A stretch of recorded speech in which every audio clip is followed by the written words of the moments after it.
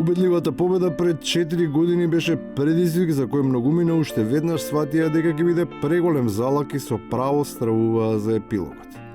Имајќи предвид дека триумфализмот без подкрепа од квалитетни човечки ресурси е предпоставка за безиденост, а леснодовината функција без сериозен ангажман е обично фотелјашење.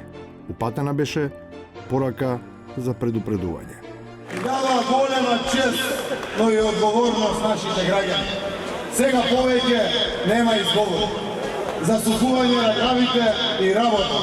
На првата проверка стана јасно дека ракавите на многумина не им се засукуваат, а во отсуство на адекватен одговор на барањата на граѓаните, изговорите стануваат секојдневна практика.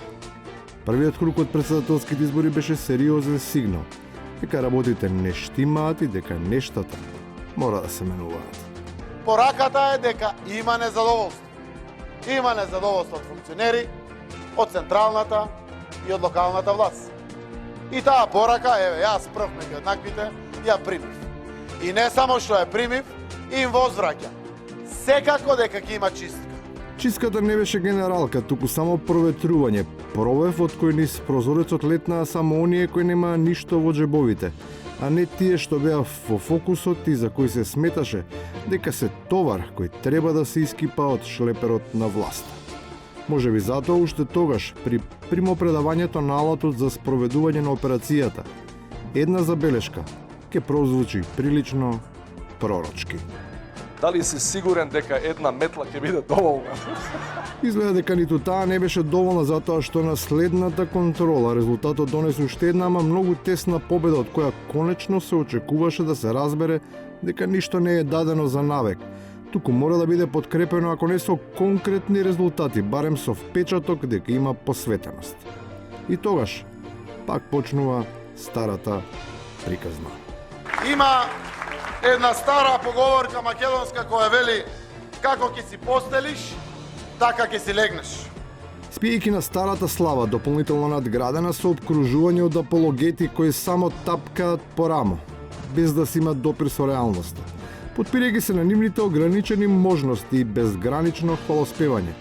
Недостатоците и проблемите стануваат невидливи, а прогнозите потполно изместени на клацкалката на објективноста. Слушајте ми зборот. Добро сум упатен, добро информиран. 22-6 по првиот изборен круг. И на крајот, по првичното негирање на очигледниот дебакл, свеста дека поразот не може со нелогичен пиар да стане победа. Во истиот логореичен ритам, 2 години по првиот нечуен крик, пак се декларира постоење слух. Ние добивме жолт картон од граѓаните. Од тоа колку ќе го послушаме нивниот глас, зависи дали тој ќе стане црвен за секој од нас и за сите нас. И во политиката, и во фудбалот има вар. Со проверка се докажува дека втор жолт значи исклучување, ама само за еден играч. И во политиката, како и во фудбалот, тој хендикеп може да се надмине. Само ако се разбере дека ниту еден не е повреден од тимот.